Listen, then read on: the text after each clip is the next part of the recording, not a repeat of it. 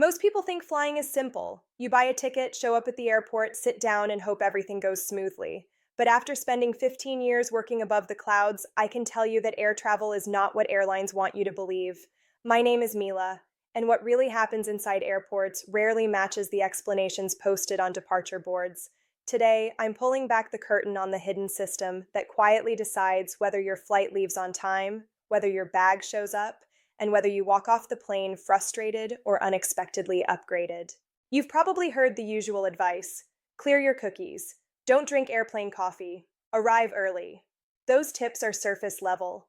What most travelers never realize is that there are invisible decisions happening constantly, driven by software, money, and efficiency, not by fairness or luck. These decisions affect you whether you understand them or not.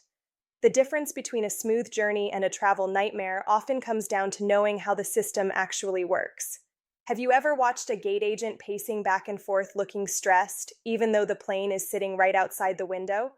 That panic isn't always about a late aircraft. Sometimes it's because a computer system is trying to pull your crew off your flight and send them somewhere else entirely. Or maybe you've had a flight canceled and been told the next available seat is 2 days later, even though other airlines are flying the same route that afternoon. That's not an accident, it's policy. Even lost luggage usually isn't caused by carelessness. More often, it's influenced by choices passengers make without realizing the consequences. The airline won't explain these things because the system benefits them when you stay confused, tired, and compliant. But once you understand what's happening behind the scenes, everything changes. In this video, I'm giving you the flight attendant playbook. These aren't rumors or hacks pulled from travel blogs. These are operational truths I've watched unfold thousands of times. By the end, you won't move through airports like a passive passenger anymore. You'll move like someone who understands leverage. Before we get into the secrets, do me a favor. If you've ever had a strange interaction with a gate agent or felt like something about a delay didn't add up, let me know in the comments. I read every story, and they shape what we talk about here. And if you're ready to travel smarter than most people around you, hit subscribe now. Let's start with the first secret, because it explains more delays than airlines will ever admit, and it begins with crew scheduling.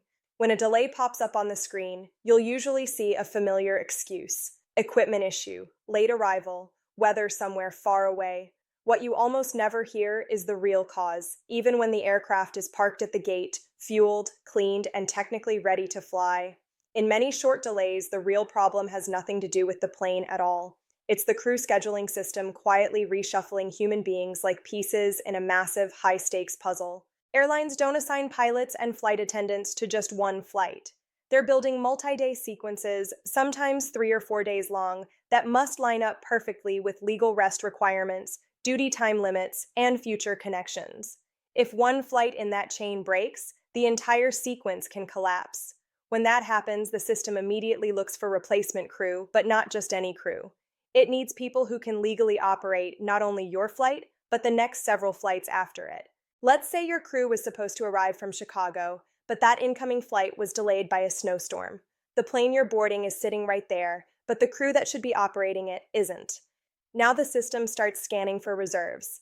Sometimes there are flight attendants and pilots already at the airport, sitting in the crew lounge, fully rested and available. But here's the part passengers never hear. If that available crew can't also cover the next few flights in the schedule, the system may hold them back and keep searching for a better fit, even if it means delaying your departure. So, while you're watching the clock and wondering why nothing is happening, the airline is essentially waiting for the perfect chess move. They're trying to prevent bigger disruptions later, even if it means inconveniencing everyone on your flight right now. That's why gate agents often look stressed, but can't give clear answers. They're waiting on decisions made by a computer system miles away. This is where knowing the right question makes all the difference. When you hear vague explanations about equipment or weather, don't argue and don't demand. Instead, calmly ask the gate agent, "Is the crew here and checked in for this flight?" That single question tells you what's really happening. If the plane is present but the crew isn't, you'll know the delay is about scheduling, not safety or mechanics. That knowledge won't magically speed things up, but it does help you manage expectations, especially if you're worried about a tight connection. Understanding this also explains why some delays suddenly resolve out of nowhere. That's usually the moment the system finally finds a crew that fits the broader schedule. From the passenger's perspective, it feels random. From the airline's perspective, it's optimization. Once you realize how much of air travel revolves around efficiency rather than comfort, other mysteries start making sense too. Take checked luggage, for example. Most passengers assume bags are damaged or lost because handlers are careless. The truth is more subtle, and it starts with something almost no one thinks about when buying a suitcase. Inside every airport is a maze of conveyor belts, sharp turns, metal ramps, and carts moving at high speed. Baggage handlers work under intense pressure, often in bad weather, with tight turnaround times. In that environment, the easiest bags to move are treated the best. Bags that don't cooperate quickly become a problem. I once watched a handler trying to move a massive two-wheeled suitcase during a rainstorm. The bag kept tipping over, refusing to roll, slowing everything down. After a few failed attempts, he gave up and shoved it hard onto the belt just to keep things moving. It wasn't anger, it was efficiency. That's why the single best investment for checked luggage isn't price or brand. It's wheels. A four-wheel spinner bag rolls smoothly in every direction, which makes a handler's job easier in those critical seconds. And when something is easier to handle, it's far less likely to be thrown, dragged, or damaged. If you want your bag to survive, make it cooperative. And while that may sound simple, it leads directly into the next secret, because sometimes the airline itself can lose your bag for reasons that have nothing to do with the ground crew at all. Sometimes your bag doesn't disappear because of the people moving it, but because of the airline's priorities when something goes wrong. This brings us to one of the most carefully hidden truths in air travel. When flights are canceled or heavily delayed, airlines are not automatically motivated to get you to your destination as quickly as possible. They are motivated to minimize their own cost. When a cancellation happens, the standard response is predictable. You'll be offered a refund or a seat on the airline's next available flight, which might be the following day or even 2 days later. Most passengers accept this because they assume there are no other options. What airlines don't volunteer is that, under certain conditions, they can place you on another airline's flight at no extra cost to you. This is possible through interline agreements, a practice that has existed for decades, even if the rules are less openly discussed today. From the airline's perspective, putting you on a competitor's plane means paying that competitor for your seat. That's money they'd rather not spend, which is why they rarely suggest it. But if your flight is canceled and they cannot reasonably get you to your destination in a timely manner, you are often entitled to be rerouted on another carrier. The key is that this option only appears when you ask for it correctly. If you approach the counter and say, "Can you put me on another flight?" you'll likely be told no or offered the same airline's next delayed option. But if you calmly and confidently ask for a reroute on a partner or competitor airline, the conversation changes. That phrasing signals that you understand the system.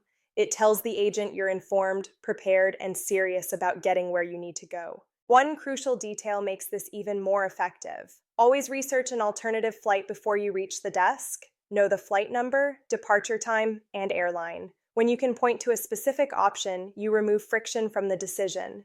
The agent doesn't have to search, they just have to execute. Politeness matters here. Calm confidence opens doors that frustration never will. Now let's talk about something more subtle, but just as powerful: upgrades. Everyone assumes upgrades are reserved strictly for elite, frequent flyers. While status certainly helps, the final decision often rests with the gate agent standing right in front of you. That agent has discretionary power to move passengers into premium seats for reasons that have nothing to do with miles. Sometimes it's operational. Weight and balance issues require shifting passengers forward or backward in the cabin.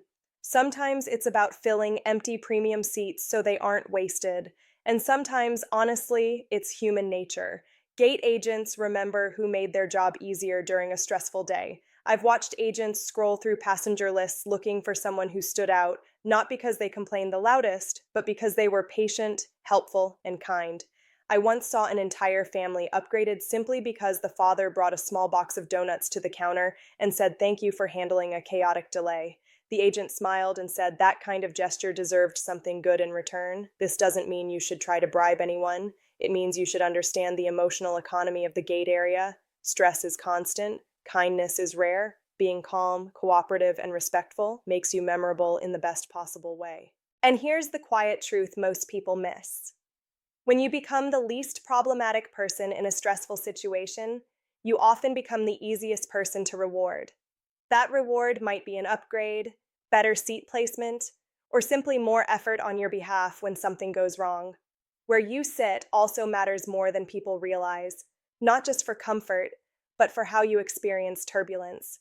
Most passengers assume turbulence feels the same everywhere, but the aircraft doesn't move as a single, rigid object. The wings are the most stable part of the plane, acting as the center of lift and balance. The further you move toward the front or back, the more motion you feel. If turbulence makes you anxious or nauseous, booking a seat near the wing can dramatically change your experience. The back of the plane amplifies every bump and vibration. Nothing is unsafe about it, but your body will feel the difference. Choosing your seat strategically is one of the simplest ways to make flying easier on your nervous system. And speaking of discomfort, the next secret involves something every passenger touches, trusts, and almost never questions, even though it's one of the dirtiest places you'll encounter on board. That brings us to a truth that makes a lot of passengers uncomfortable once they hear it, because it changes how you look at your seat the moment you sit down. Most people worry about germs in the lavatory, but the reality is that one of the dirtiest surfaces on the aircraft is right in front of you: the tray table. Airlines operate on extremely tight turnaround schedules, especially on domestic routes. Cleaning crews are trained to focus on trash, visible spills, and the lavatories, which usually receive a thorough clean at the end of the day. Tray tables, on the other hand, are often wiped quickly or skipped entirely if they look clean at a glance. And the things people do on tray tables would surprise you. I've seen diapers changed on them, bare feet placed on them, food spilled and wiped with napkins, and people coughing or sneezing directly onto the surface. It's not malice, it's habit. People treat the tray table like a personal desk, forgetting how many hands have touched it before them. That's why my rule, even as crew, is simple and non-negotiable. The moment you sit down, wipe the tray table, the armrests, and the seatbelt buckle with a disinfecting wipe. Do it before you touch anything else. It takes seconds and can save you from getting sick days later and wondering where it came from. Now, let's talk about boarding, because this is where airlines quietly train passengers to do something that actually works against them. Airlines encourage early boarding. They make announcements, create urgency, and funnel people into long, crowded lines. But the smoothest boarding experience almost always happens at the end, not the beginning. When you board early, you're stepping into chaos. People are blocking the aisle, lifting bags, searching for space, and rearranging overhead bins. When you board last, the opposite is true. Most passengers are already seated. Their bags are stowed. The aisle is clear. You walk straight to your seat, place your bag in the nearest available bin, and sit down without stress. Unless you're carrying a large or oddly shaped bag that you know will be difficult to store, waiting until the final boarding call is often the smartest move. Use that extra time to charge your phone, use the restroom, or grab a snack. Boarding last isn't laziness, it's efficiency. Efficiency also matters when it comes to electronics, especially power banks. Most people know lithium batteries must be carried on, not checked. What many don't realize is that airlines strongly discourage using power banks to charge devices during the flight. If a lithium battery overheats, which is rare but dangerous, the crew needs to see it immediately and access it quickly. A battery tucked under a seat and connected to a phone can become a serious risk before anyone notices. That's why the safest approach is to fully charge your devices before boarding and keep your power bank stored but accessible. If you ever notice heat, swelling, or a strange smell, alert a flight attendant immediately. We're trained to handle it, and quick action matters. Hydration is another area where passengers unknowingly overspend. Airlines would rather sell you bottled water in the terminal, but they are required to provide potable water on board. The key is how you ask. Instead of requesting bottled water, bring an empty, reusable bottle through security. Once on board, politely ask a flight attendant to fill it for you. It's an easy request, costs nothing, and helps prevent jet lag far more effectively than coffee or alcohol. And then there's weight and balance, one of the most misunderstood reasons behind seat changes and surprise upgrades. Aircraft must maintain a precise distribution of weight. If too many heavy bags are loaded in one section, or a group of large passengers is seated in the same area, adjustments may be required. That's why gate agents or flight attendants sometimes ask for volunteers to move. If you're traveling alone and are asked to switch seats, agreeing calmly can work in your favor. Occasionally, balancing the aircraft means moving someone from economy into an empty premium seat. Refusing can delay the flight. Cooperating can quietly place you on the crew's good side, and that goodwill often comes back to you later. All of this leads into one of the most frustrating experiences in travel, sitting on the tarmac, engines off, minutes turning into hours, while announcements keep changing. And there's a reason those announcements are phrased the way they are, which brings us to the next secret. If you've ever been stuck on the tarmac, you know how quickly uncertainty turns into frustration. The doors are closed, the cabin is quiet, and every announcement sounds carefully vague. What most passengers don't realize is that there are strict rules governing how long an aircraft can legally remain on the ground, and airlines are very aware of the penalties tied to breaking them. For domestic flights, that limit is typically 3 hours. For international flights, it's 4. Once that threshold is crossed, fines become severe, and airlines work hard to avoid them. Here's the part they don't explain. The clock doesn't always start when you think it does. Airlines sometimes delay the official start time or use procedural language to reset it. You may hear an announcement saying the crew is beginning the process of returning to the gate. That phrase can pause the clock without the plane actually moving. Other times, responsibility is shifted to air traffic control by claiming the aircraft is waiting for a slot. These technicalities allow airlines to buy extra time without technically violating the rule. As a passenger, the most important thing you can do is stay informed without being confrontational. The moment the main cabin door closes, start your own timer. Pay attention to the elapsed time. If you're approaching that 3-hour mark, calmly ask a flight attendant what the official tarmac time is and what the current estimated departure looks like. That question signals awareness. You're not demanding, but you're paying attention, and that alone can sometimes speed decision-making. Now let's move to one of the most invisible systems affecting your travel experience long before you ever reach the airport. Airlines track behavior. Not just loyalty accounts, but how you search for tickets online. When you repeatedly search for the same route over several days, airline pricing systems interpret that as intent. In response, prices can quietly rise. It's not personal. It's algorithmic psychology designed to create urgency and push you into buying sooner out of fear. The solution is simple but powerful. Always search for flights in a private or incognito browser window. Better yet, clear your cookies between searches. This prevents the system from identifying you as a motivated buyer and keeps pricing more neutral. You're removing emotional leverage from the transaction. And that brings us to the bigger picture. From the moment you look up a flight to the moment you step off the plane, nearly every part of the system is designed to favor efficiency and profit over clarity.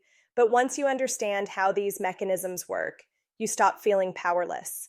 You stop reacting emotionally.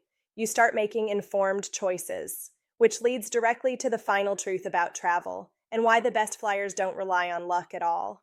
The ultimate secret to navigating air travel like a pro is realizing that the best travelers aren't lucky, they're informed. Every delay, every unexpected fee, every upgrade or lost bag follows patterns. Once you recognize those patterns, you can anticipate them, prepare for them, and respond in ways that give you control instead of frustration.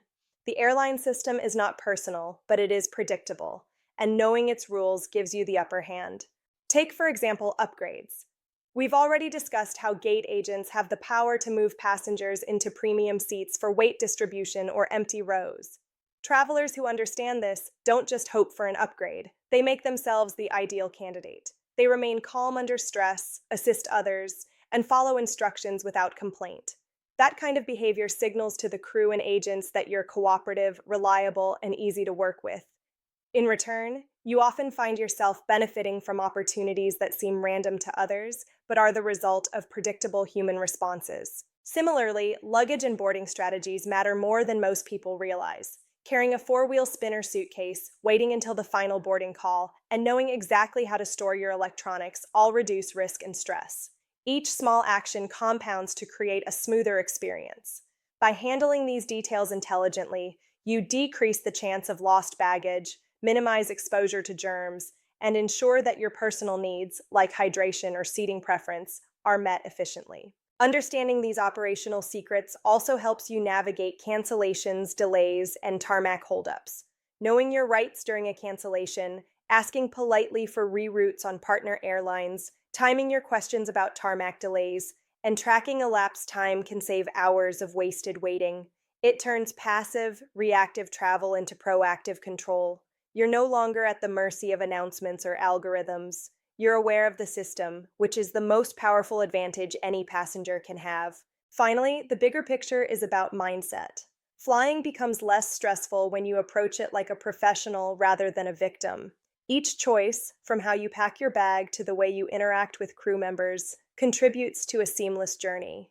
Airlines have designed their operations to be efficient for them, not necessarily convenient for you. But once you understand the hidden rules, you can turn the system in your favor. The seemingly random events, the delays, the upgrades, the mishandled luggage, suddenly make sense.